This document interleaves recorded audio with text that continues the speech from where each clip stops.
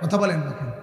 যার বিবিরে পুরা গ্যারাম দেখে, রাস্তার ড্রাইভার, রাস্তার বখাটের ছেলে, সবাই যার স্ত্রীকে মেয়েকে দেখে হাসে, টিটকারি করে, মস্কারি করে, এই পুরুষের জীবন বেঁচে থাকার চাইতে ওই পানিতে ডুব দিয়া মরে যাওয়া ভালো।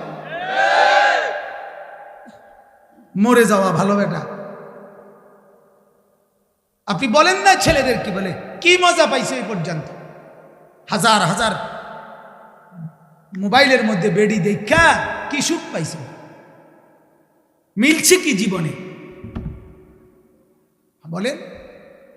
অশ্লীলতার মধ্যে সুখ কি? গুনার মধ্যে সুখ কোথায়? নর্তকীর নাচের মধ্যে সুখ কোথায়? সে সুখে আছে?